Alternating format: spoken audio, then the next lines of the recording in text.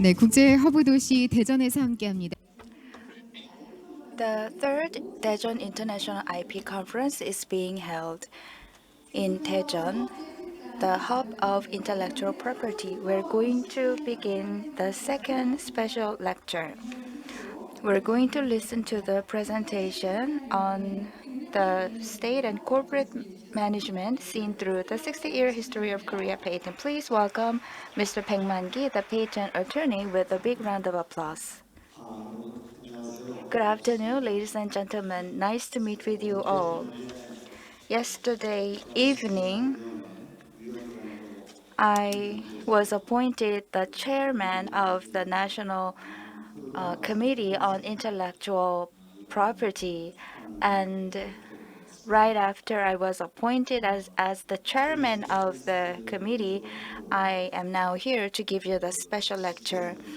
After I was graduated from KAIST, I entered my career of intellectual property, and I spent a total of 45 years in the area of intellectual property. Today, my special lecture is based on my 45 years of experience regarding the development of IP in Korea. And I would also like to explain how the Korean industrial development worked with or functioned with patent and IP systems.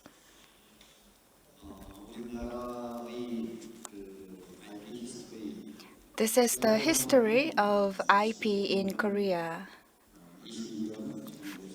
21 years of IP I spent 21 years in the government sector and 24 years in the private sector.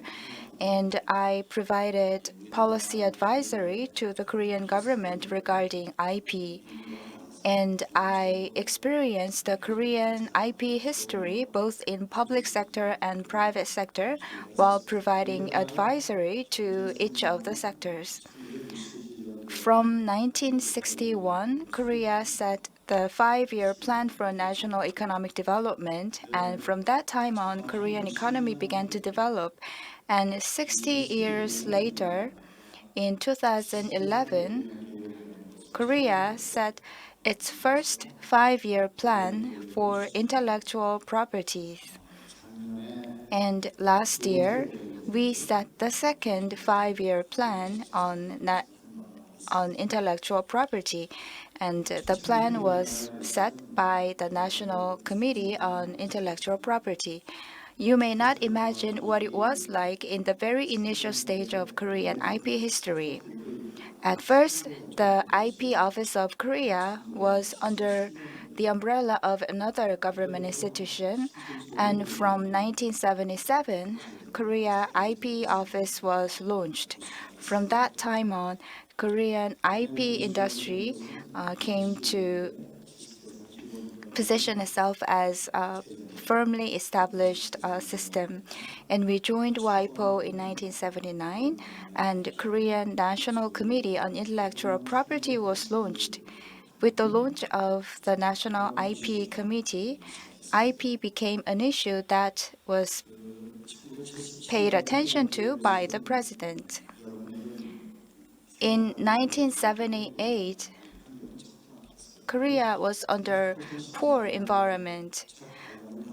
I was first appointed the reviewer of patent in the 1970s, and I had this question mark in my mind. Why do we need patent system in Korea? Because at that time in the 1970s, Korea didn't develop many technologies, and we imported many technologies from overseas, and we conducted very minor improvement or modification of the technologies from overseas. So in the late 1970s, I didn't understand why we needed patent system. And when we talk about patent system, we have patent law and utility model law. So we have a separate system that protects the small inventions. And I didn't know their benefit. And in Korean IP history, how can we deal with the inventive step? what should be the criteria for inventive staff in Korean patent areas. This is what I always thought about while working in the area. And today I would like to share with you such experience that I had and the Korea's IP history.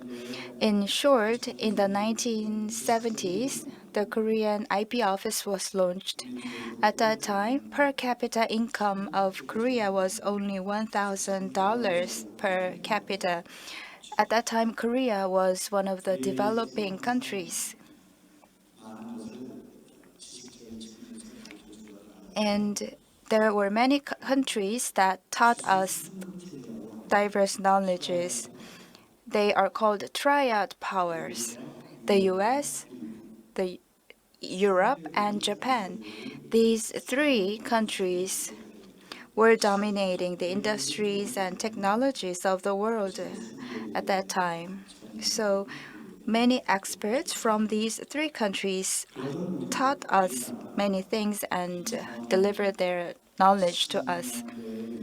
And from the 2010s, Korea began to achieve dramatic changes. From 2007, Korea entered the top 5 IP countries. So a lot of changes happened for the past 30 years. Korea made an unprecedentedly remarkable change.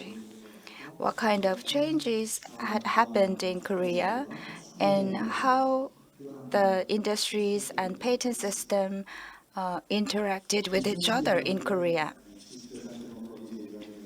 With the enactment of the IP law in the 2000s, and when we launched the National Committee on Intellectual Property, we witnessed the global smartphone patent war.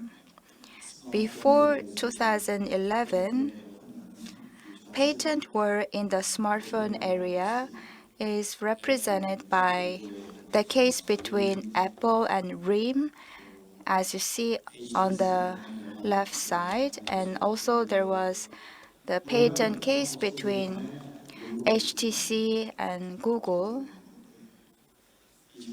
But from 2011, one day, Samsung launched the Galaxy 4 in the market, and the global market actually fluctuated, and it was followed by LG Electronics. As LG Electronics also launched its smartphone, the global smartphone landscape began to change, and from that time, Korea realized that patent management is such an important topic. At that time, Samsung was engaging in the patent war with Apple, and Samsung engaged in as many as 10 patent cases across the world.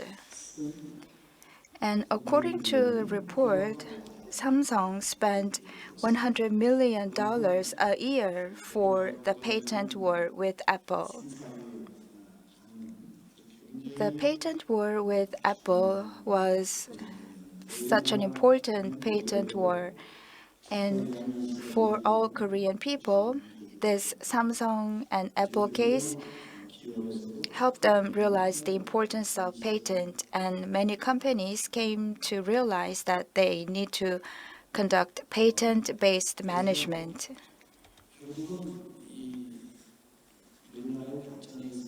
In the development of Korean economy, what was the role of patent? Before talking about this, I would like to talk about a fundamental aspect.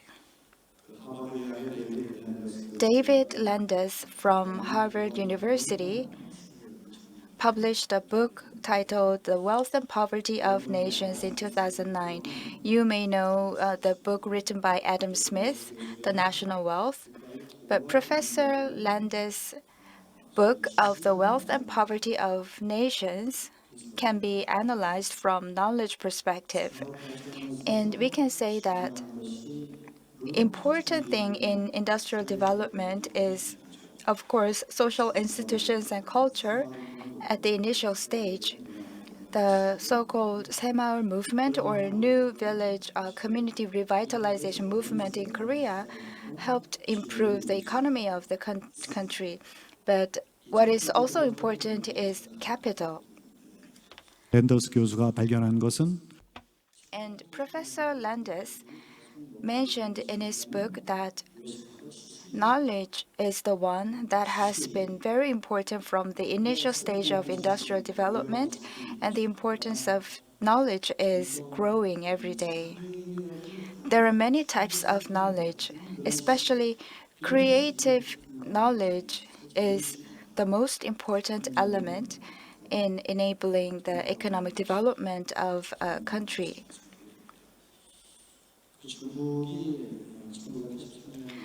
After 1983, China adopted the patent system. In the past, China invented gunpowder and other important inventions were made by China, but China didn't make progress in its technological development. The reason is that China didn't have the concept of private property rights and free market, according to Professor Landis. During the Motaekdong era, people in China didn't have private property rights, but still they knew the importance of invention and they thought about giving incentives to the inventors. And the situation was similar between China and the former Soviet Union. China gave a small amount of rewards to the inventors during the Motaekdong era, thinking that invention is an achievement, but at the same time, it's a kind of honor for the individual. And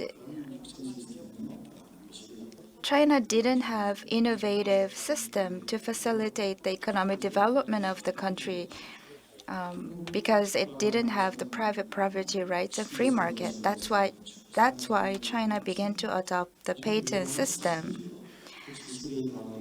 So useful knowledge needs to accumulate to provide the momentum for the industrial development of a nation. During the era of Industrial Revolution, patent system served as the catalyzer of the industrial development. In the case of the U.S., from the early phase of the country foundation, Thomas Jefferson was actually the chairman of the patent committee. At that time, the state secretary, the Secretary of Defense, and the Secretary of Justice, these three persons reviewed the patent application and made a decision regarding the patent granting. And in the U.S., from the early phase of the country's foundation, the president and the government officials knew the importance of patent to develop the nation's economy. And the same is true for Japan. During the Meiji Restoration era, Japan established the ordinance on patent monopoly. In the case of Korea, Mr. Ji Seok-young is a renowned scholar who knew the importance of patent, and Ji Seok-young requested the Emperor of Korea to implement patent system. At that time, the Joseon dynasty was almost dying. So at that time, the Korean emperor didn't have room to consider the implementation of patent system. And as Korea went under the colonization of Japan, Japan announced that the Japanese patent law will be implemented in Korea. And in 1946, when Korea was under the U.S. military statute application, patent was considered as one of the most important legal elements, and Patent Act was established in Korea in 1946. At that time, Korea didn't have much technologies to be protected with patent, but patent-related organizations were established in Korea from the 1946, and from 1961, after the May 16th military revolution, Korea conducted innovations in its patent law. But at that time, it was important for Korea to adopt technologies from overseas. So during the 1960s and 70s, we cannot say that the patent law actually settled in a stable way in Korea. In 1977, the IP Office of Korea was founded, and the IP system was launched in 2008. This is the examples of other countries. As you may know, the national leaders give incentives to inventors to promote the national economy and industry. Other countries had the clear political willingness to conduct and implement patent system for the development of the national economy. But in the case of Korea, when we adopted patent system, we didn't have the clear willingness from the political leaders.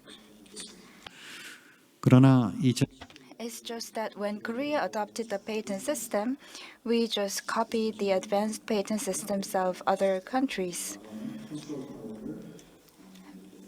But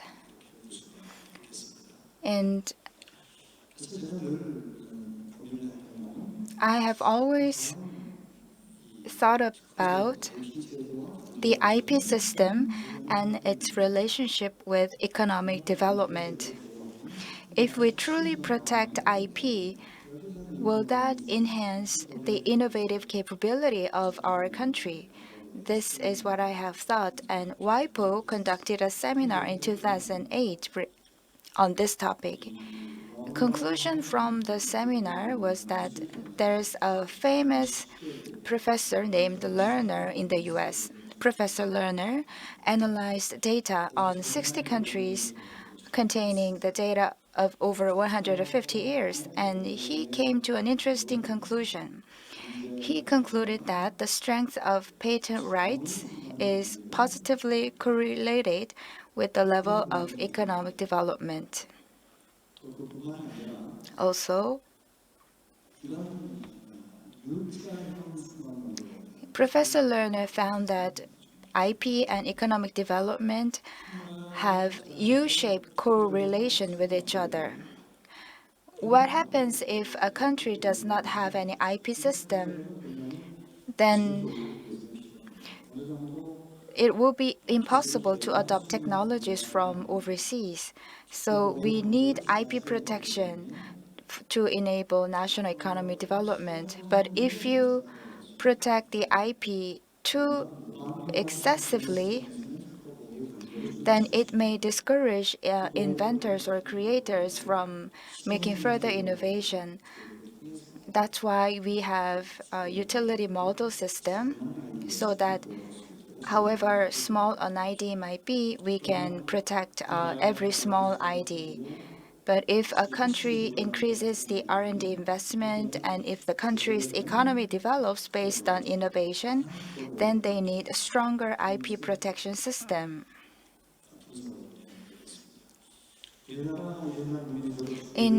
This is the trend of Korean per capita income.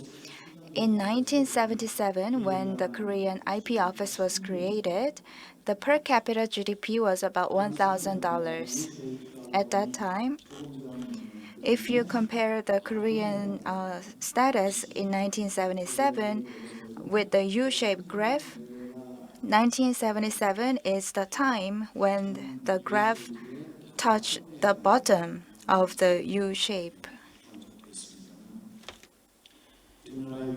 In the case of Korea, in 1977, when Korean IP office was created, our graph touched the bottom of the U shape. And Seoul Olympic Games was held in 1988. Please have a look at the figure for 1988. In 1988, if you look at the patent application and utility model application, the patent application exceeded the number of utility model. At that time, the per capita income was about $4,500. This is the moment when Korea began to have more source technologies and core technologies developed independently by the Korean companies.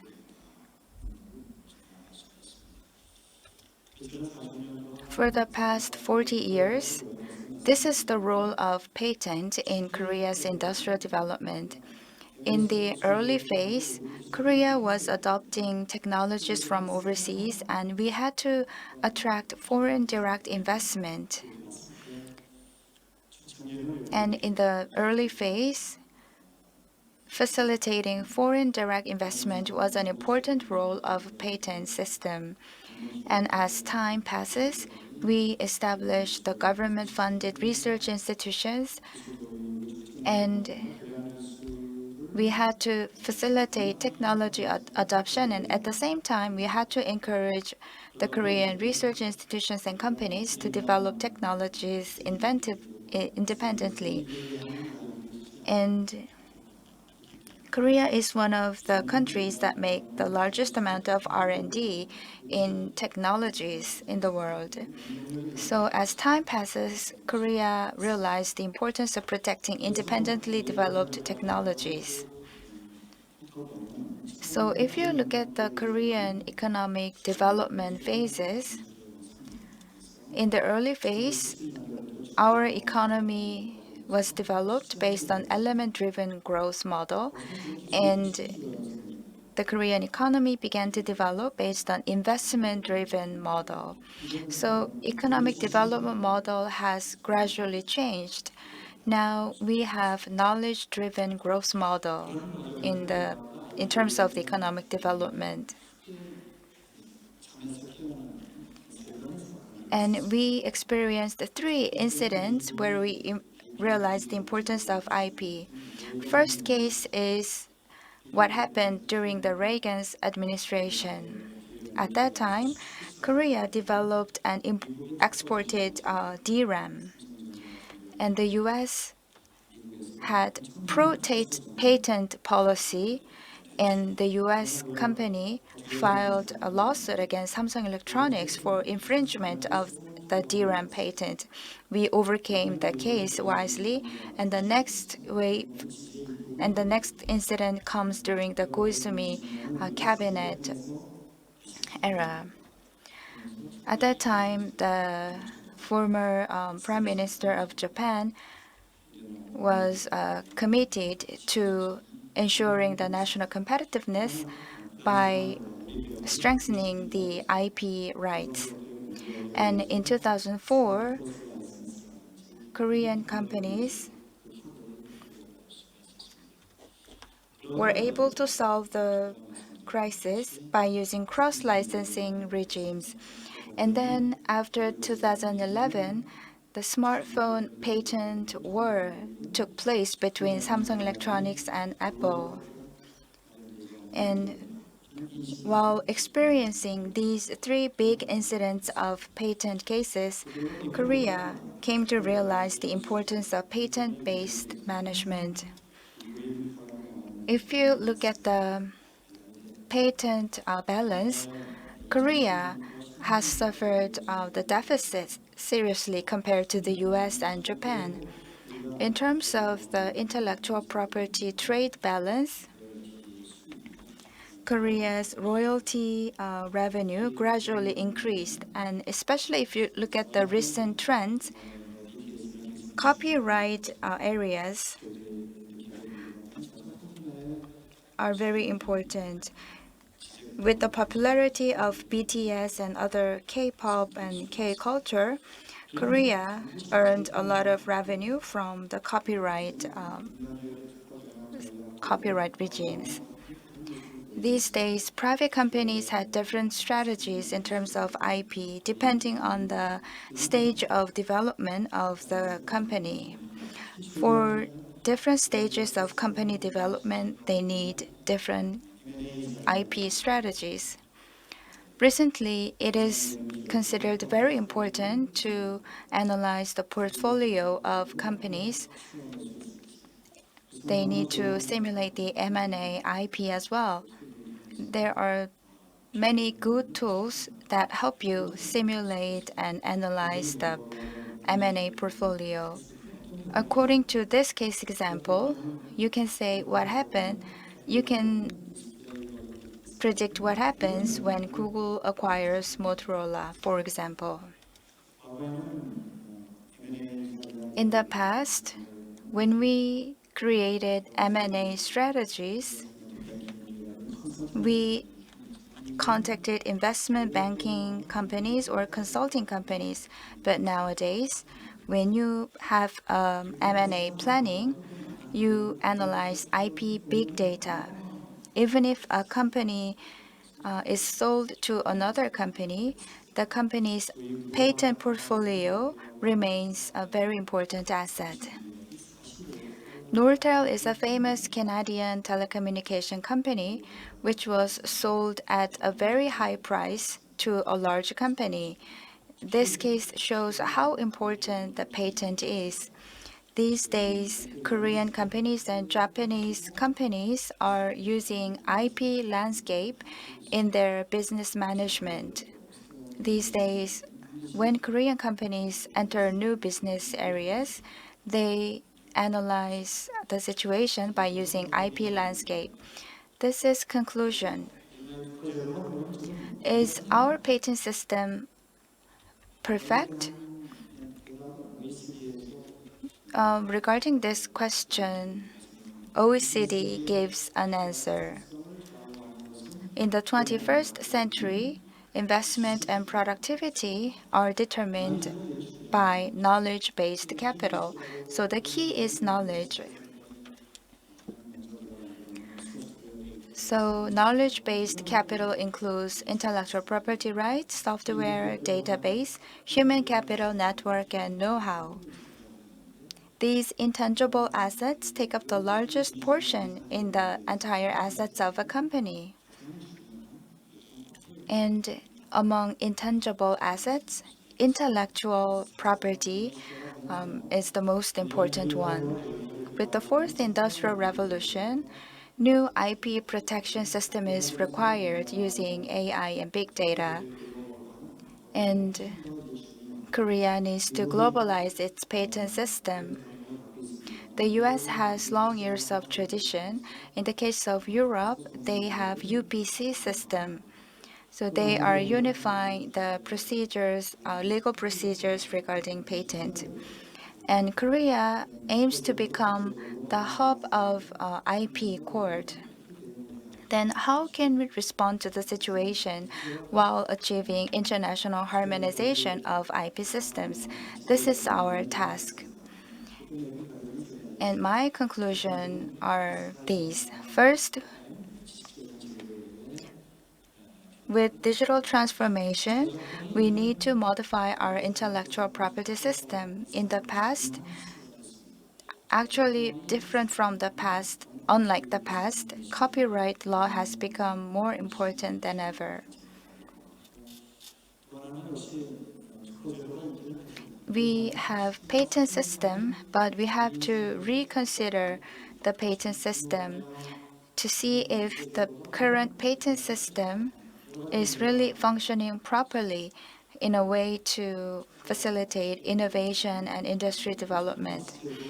And there are many companies that benefit from patent system, but we need to improve our existing patent systems by, for example, considering patent box system. Governance of intellectual property is also important. At this point of time, actually we need department or government agency, centralized government agency in charge of intellectual property. We made such proposals recently, but were not adopted yet. But the US and Europe and other advanced countries have a system where they deal with both copyright law and intellectual property law or patent law together. So we need to implement intellectual property strategies and make our IP ecosystem healthier.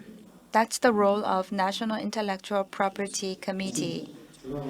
And actually, yesterday I was appointed the chairperson of National Intellectual Property Committee, and I am making this presentation, which feels very ironic, but Korea is known as the knowledge powerhouse, and I would like to say that Korea is a wonderful country of knowledge with full of creativity.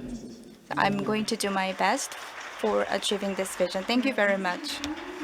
Thank you very much for your presentation, Mr. Baekman-gi, the chairperson of the National Intellectual Property Committee. I congratulate your appointment as the chairperson of National Intellectual Property Committee. Thank you very much. Please give him a big round of applause again. Mr. Baekman-gi explained about the 60 years of IP history in Korea. Thank you very much. 특강 세 번째 강연.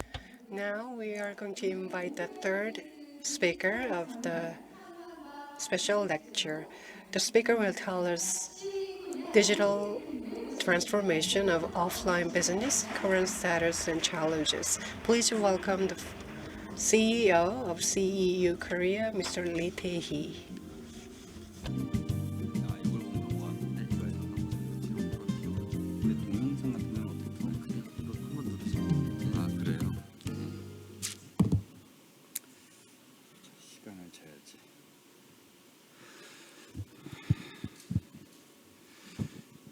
여러분 안녕. Good afternoon, everyone. I'm Lee Tae-hee. I'm working for CEU Korea. I'm going to spend the next 30 minutes on the topic called digital transformation of offline business. We often talk about digital transformation. You must be familiar with the terminology. Back in 2016, Claude Schumann introduced the term of the fourth industrial revolution for the first time in the world, in the World Economic Forum. And digital transformation has always come with the fourth industrial revolution. Digital transformation, its definition is simple. It's a transition from analog to digital.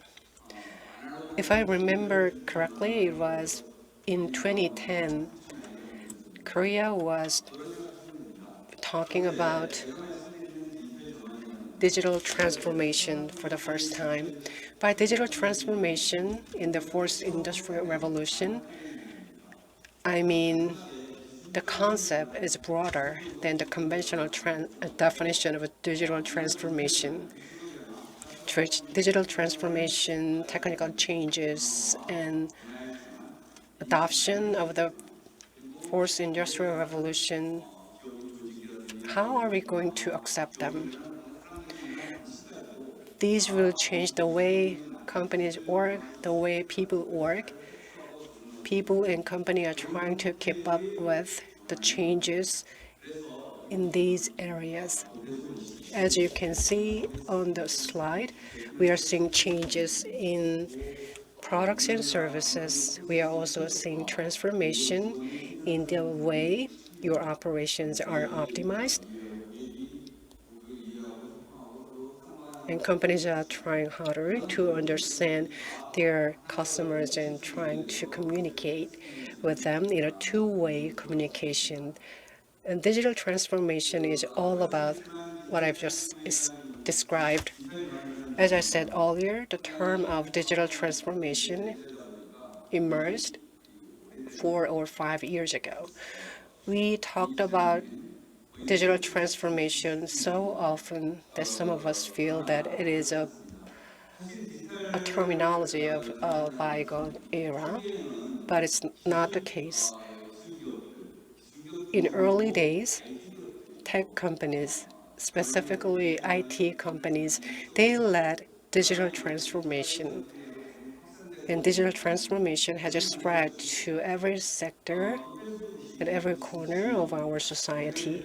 As you can see on the screen, Samsung SDS, one of the leading technical companies in Korea, announced digital transformation framework in 2019. And in 2011, the largest U.S. retailer, Amazon, introduced an unmanned kiosk called Amazon Go.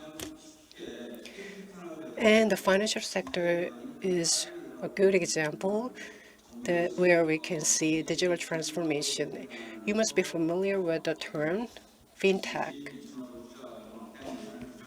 And Korean government is also making huge investment in fintech. Now I'm going to go into the details of digital transformation in retail sector. Sears is a giant retailer. It went out of business in 2019. In 2021, the last store of Sears went out of business. This picture represents the collapse of the retail business. So this picture is a very iconic picture. The biggest reason behind the collapse of Sears is the growth of e-commerce. Most customers, they go to Coupang or Neighbor store, like other online retail stores, instead of go to physical retail stores.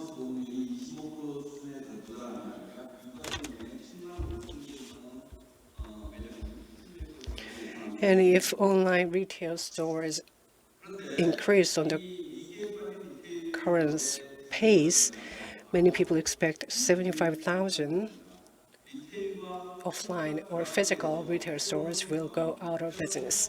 Now we are seeing the emergence of innovative retail. Amazon Go is a good example. Amazon Go is a leading retail tech. Let me briefly introduce you. Amazon Go is an unmanned store. All you have to do is to scan a QR code and you shop there, and you go to checkout registration, and by scanning a QR code you can pay for the stuff you bought.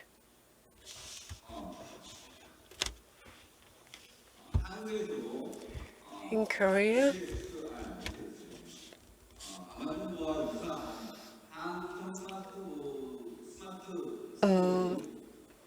unmanned store similar to Amazon Go has been introduced. This is what we call a Smart Go store. At the bottom of the page, you can see an unmanned convenience store of GS25. 에서도 이제 한국형 아마존고를 Now we are seeing more and more smart stores similar to Amazon Go. At the bottom right, you can see a smart mirror store. At the top right, you can see a smart mirror store. Right below that, you can see a smart store run by Under Armour. If you go to this store, you can place your foot and you can have it measured, and you can virtually try the shoes. And the circle in the picture represents a fitting room. You can go there and measure your foot, and you can find and buy the best shoes for you. So retail tech can save the retail stores in this age. As I said earlier, CEU Group has a smart retail solution. We call this Retail X or Smart Retail. Now let me tell you why CEU Group created a smart retail solution in the first place. The reason is simple. CEU is based in China. It's a Chinese global marketing group. It's headquartered in Shanghai. It has branch offices in 6 other Chinese cities. It is also doing business in Southeast Asia. And CEU Group has a global network. The reason we developed a smart solution for retail is just simple. We are a digital marketing company. So we have great knowledge of how customers behave online. Think about consumption. Our life is a series of consumption, and consumption activities leave a trace, and such a trace is easily recorded online. It is easily recorded and analyzed as well. A good example is Google. If you search a word on Google, Google will present you a type of advertisements that will fit your search word. So a new business can be created online, but things are different offline in the physical world. The owners of retail stores in the physical world post data is the only customer data for them. If you can count another data is the personal information of customers who registered with the retailers online. So CUE has extensive data of online customers, and we want to use the data to identify the way customers behave in the physical world. So we wondered how these customers would behave in the physical world. That is why we decided to create smart retail solutions in the physical world. So this solution will tell you behavior patterns of customers, and those patterns will be analyzed in real time. For that, we have AI-based retail technology. But as you know, Korea has a very strict privacy law. The Korean government is very serious about privacy or protection of personal information. So it is illegal to collect data on behavior patterns of customers. But the law was revised 2 years ago. So it is not still allowed to identify behaviors of an individual, but we are now allowed to collect information on behavior patterns of groups. So this allows us to use metadata and to identify the way our customers behave. Let me give you more details.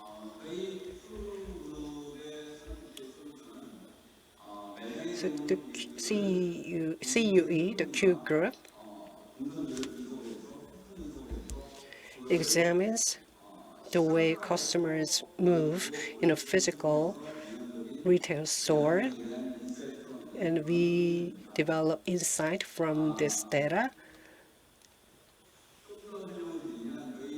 Let me go into details. Our technology is called REID. It stands for behavior analysis. Many companies use face recognition system, but we take a step further than that. My company analyzes the way people behave, the way people dress, to identify them. As I said earlier, face recognition system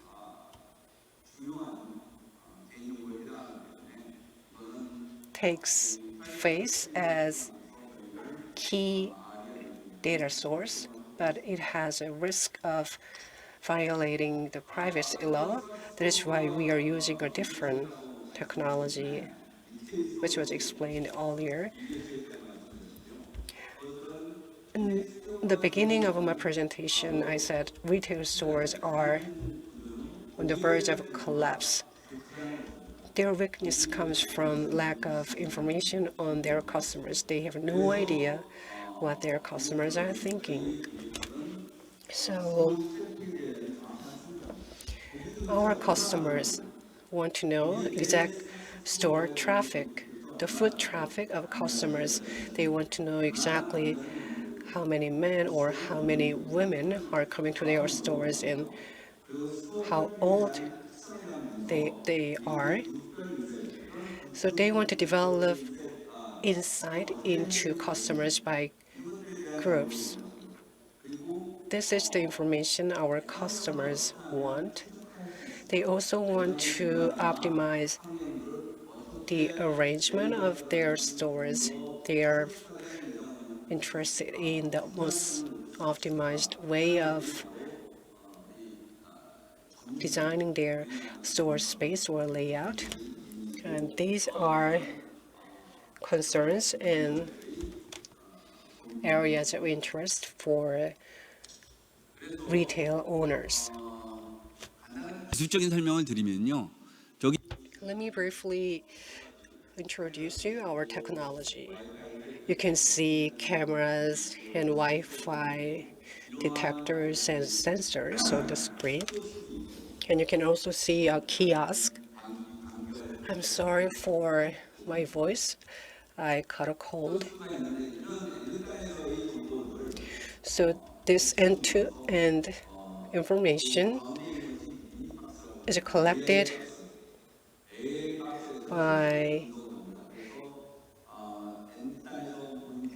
AI box, which also analyze the information. So AI box uses algorithms to analyze the data, and the data is also posted on cloud, which provides us detailed information on our customers. This is the basic design of CUE's smart retail solution. So what can we do with the smart retail solution? We can do three things. First, we can apply this technology to marketing. What is marketing? Marketing means analysis of customers. You want to know how many people are visiting your stores and what is the traffic, foot traffic that just passes by your store. So this technology allows you to examine, to analyze that information, and it also gives you information on conversion rate, which means how foot traffic leads to your revenues and sales. The second thing you can do with our solution is to optimize the space of your store. This allows you to arrange your furniture and equipment in your store in the best possible way. The last thing is conversion rate. This is related to sales and revenues. So this technology analyzes the conversion rate and the pattern or the way people spend money. And this technology also allows you to manage your store in the best possible way. It takes into account seasonal changes and changes by time. Think about a convenience store franchised by GS25. Let's say there are about 1,000 GS25 franchise stores, convenience stores across the nation. This technology analyzes the data from those 10,000 convenience stores and will give you insight.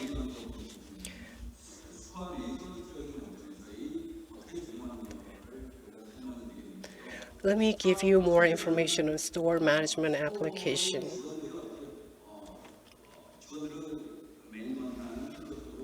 And this technology can be used as a tool to manage your store staff. For example, how they are grading or dealing with their customers, and it also analyzes how long it takes for a staff member of a store to approach a customer that may have an inquiry, and how long customers have to wait in line. And this data can be connected to post data. And all this data can be used for store management. So I'm going to speed up. Next, we can use this technology for security. Let's say there is a fight or a fire or a drunken man making a scene in your store. All these will be alerted through our solution. For example, your employee or store staff behave suspiciously as if they are stealing money from you. This will be also alerted to you through our solution. Let me give you a real case. 6 F&B stores were compared here. Let's focus on D. Store D. It has the highest conversion rate. The store E and store F are not appearing on the screen, but let's focus on store D. Blue represents a conversion rate. Blue dropped significantly, as you can see here. In this store, does that mean this store is doing a good job of grading their customers? If they do, they can increase their conversion rate. I will give you the reasons behind this. And this graph shows occupancy rate and a conversion rate by time. Let's take a look at 12 o'clock. The foot traffic rate is high, but conversion rate is very low. So at 12, the store has the highest foot traffic. That means if this is a cafe, the number of customers for coffee or something else is very small. And this also means that there is a long line. So it's full of people waiting in the line. So some people decide to leave because they see the long line. And that leads to the low conversion rate. This is another case of managing your staff in a better way. This store hired one more employee, and on average, the time the customer visit this store increased, and the conversion rate increased as well. Revenues went up as well. Just one more employee led to all these advantages and benefits. And all this data can come from our solution. And to extract the data, we analyze whether your staff are well dressed, whether they are wearing the right uniform, or whether they are good at greeting your customers. Let's talk about an event marketing. In the middle, you can see a type of a product card, and you can also re-examine by using this card how many people are interested in the products displayed on the card. And next shows an analysis of foot traffic by floor. The arrow represents the movement of people. And on the third floor, most people visit number 7 first, and they move to number 8 from there. And why do we have to analyze the way people move? By following the arrow, you have to arrange your products. And that is one of the ways to increase your revenues and sales. And all this data can come from our solution. Next is an analysis of tables. Red represents more customers. The blurry the color is, the less the number of customers is. And we can also analyze why some of the tables are less used by customers by using our solution.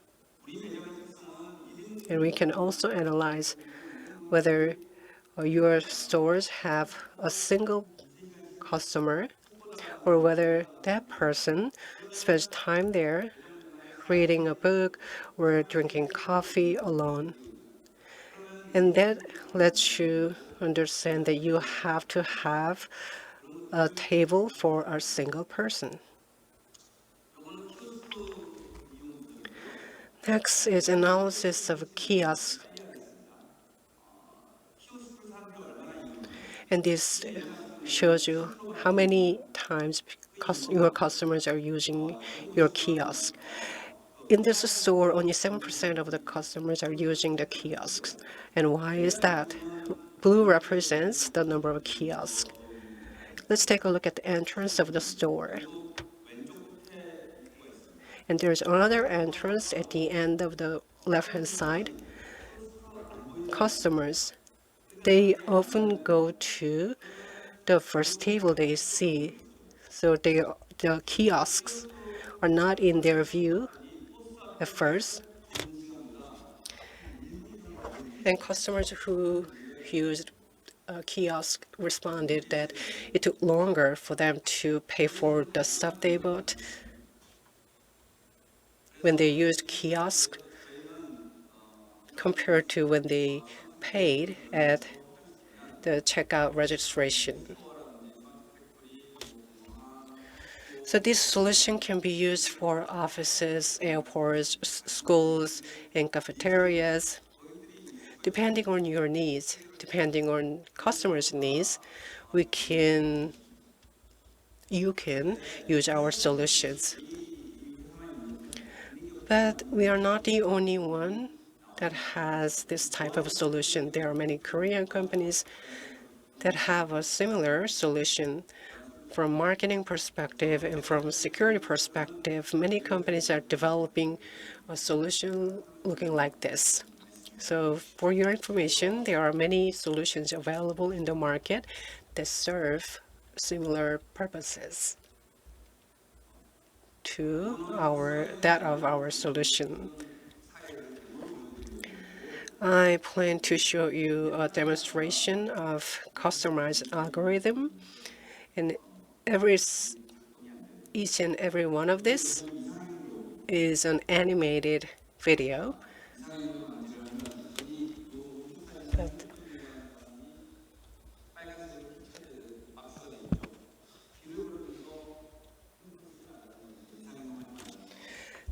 On top left, you can see behavior identification.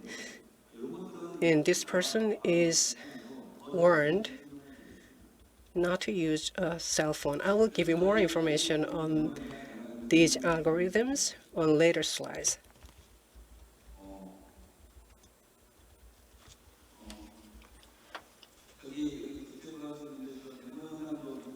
Could you play the demonstration video?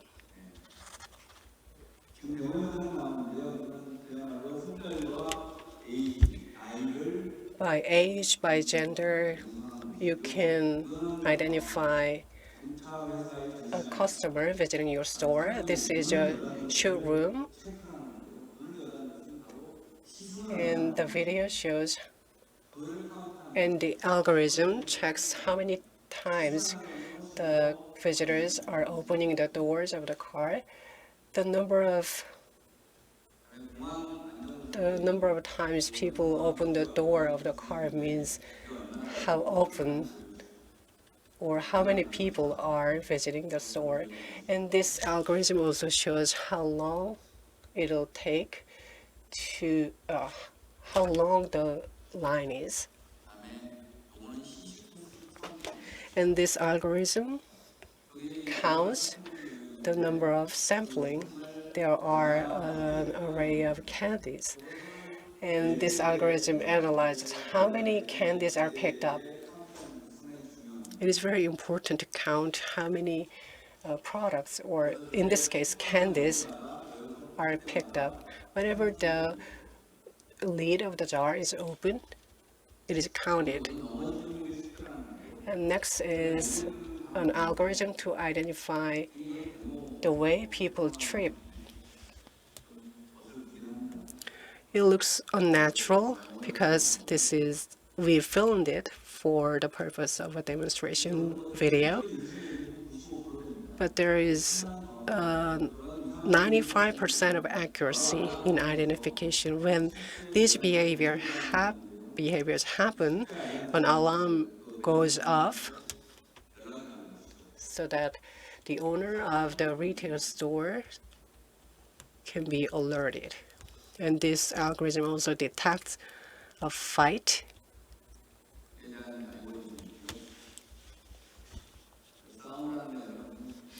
It doesn't look like a fight. It's like they are teasing each other.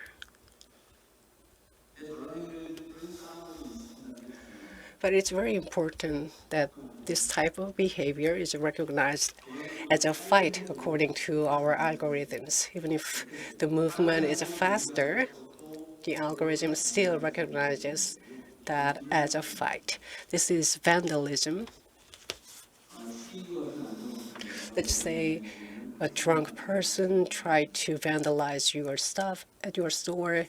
It is detected by our algorithm.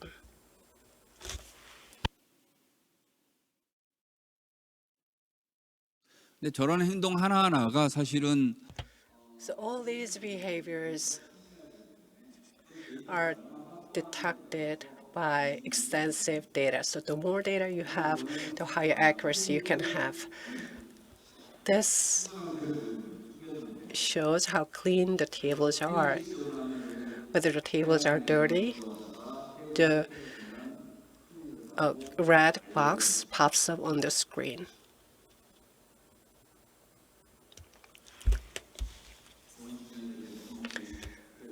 This is an algorithm that identifies how many products are on display. Once most of them are gone, our algorithm alerts the store owner to restock the display tables.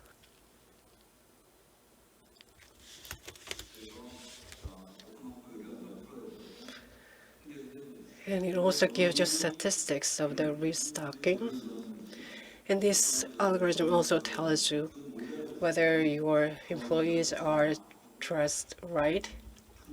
And when one of them is taking off his hat, he was alerted not to take off his hat. It can also apply to mask wearing, as well as to uniforms. As long as we have a right algorithm, we can make all this happen. Let's say there is no staff at the checkout registration, and the alarm goes off, and your staff is alerted to be at the checkout registration so that your customers do not have to wait.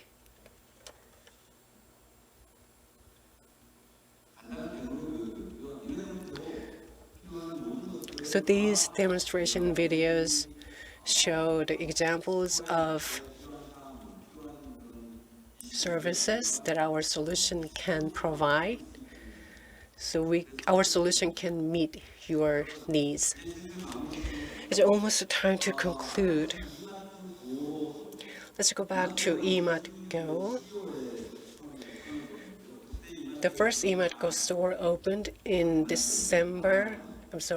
Amazon Go. The first Amazon Go store opened in December 2016. Back then, Amazon announced that by 2020 there will be 2,000 Amazon Go's. But this year is 2022, and there are only 30 Amazon Go stores. Of course, there are Sam's Clubs and Starbucks and Walmart that offer a similar pickup service to the service of Amazon Go. But the service is not widespread yet. In June 2022, in Korea, GS25 developed a new lab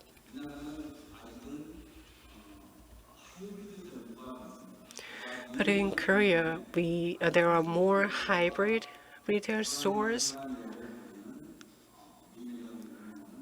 That means during day the stores are run by people, and at night there will be no staff or employees or assistants at the store. So the stores are run as unmanned stores at night.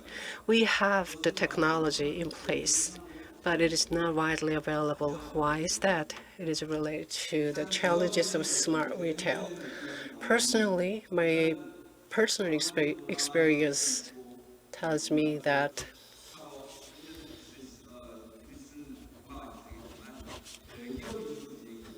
this technology is used by primarily big companies.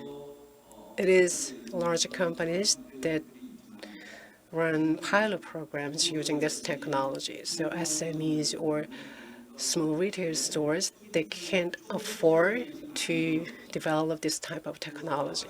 This technology requires investment, a lot of investment at first, because they have to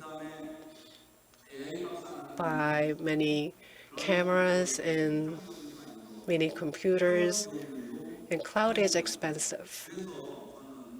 So I think we need financial support from the government. When I worked for another global tech company, remote working was a challenge. People are reluctant to work remotely. There are many solutions that made remote working possible, but people were reluctant to use them. The government also encouraged people to work from home. And people didn't listen, but with the outbreak of the COVID-19 pandemic, things changed. So I think the government needs to provide SMEs with subsidies or grants so that this type of technology can be widespread. And I'm not sure whether we have officials from cloud companies, but I think the price of a cloud should go down.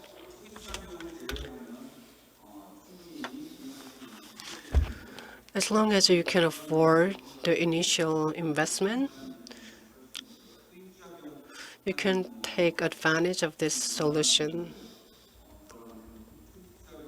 So initial investment it should be about 1 million won. Another challenge is to change perception of retailers. When we promote our products and services, we meet with many companies, and they are reluctant to accept new technologies. If they use this technology, they can have better information on their conversion rates. And that can lead to creation of a new KPI for them. So sales forces, they don't welcome this type of technology. So we need a change from the top. So we need a top-down change. Otherwise, there will be a strong resistance to this technology in the market.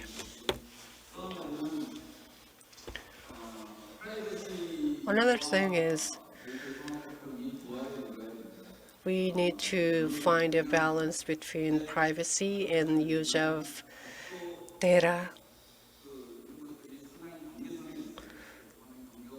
There is a very fine line between privacy protection and use of the data. But if we focus too much on data protection, companies are discouraged to develop a new technology. If you want to develop an algorithm for your uniforms, you have to share personal data or some corporate data. So we have to change that mindset.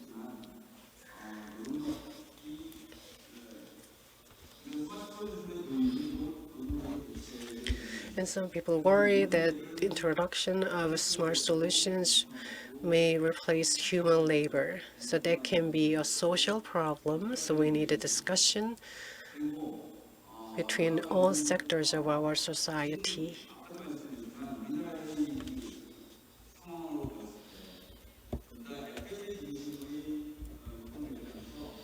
Most of the retail stores are F&B, food and beverage stores in Korea, and this technology started in F&B stores, but we need to start using this technology for other types of retail stores.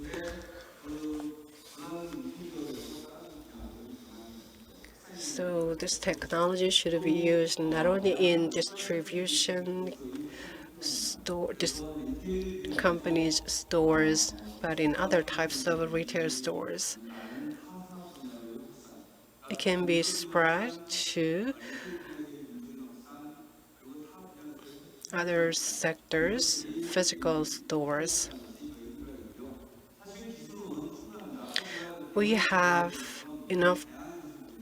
sufficient technologies in place. We have more advanced algorithms, so we can make almost everything we envision happen. We can take advantage of robotics, LiDAR, or 3D mapping.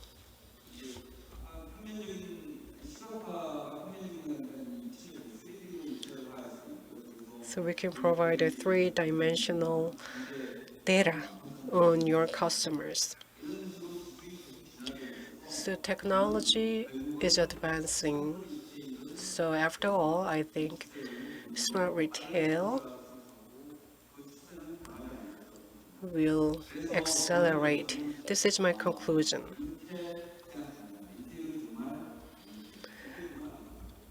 We are not facing retail apocalypse. The conventional retail is collapsing, but it is replaced by a technology-based retail. In this new type of retail will provide new experiences for customers, creating new demand. Thank you for listening. Thank you very much. The speaker told us the digital transformation of offline business, current status and challenges. Please give a big round of applause to the CEO of CUE Korea. And it was good to see some examples. Okay, that was all for special lectures. 주신 모든 참석자 여러분들도 소중한 말씀을 I'd like to thank all of you for being with us today, and my thanks also go to the speakers. 드릴게 저희가 소정의 기념품을 And we prepared souvenirs for all participants. Please remember to take the souvenirs we prepared. On the lobby on the first floor, we are proceeding with various programs. I would like to ask for your continued interest and participation. And we have now completed the opening ceremony and keynote address and special lectures, all of which are available through our YouTube channel. With this, we will conclude the keynote address and special lecture sessions for the third Daejeon International IP Conference. Thank you very much.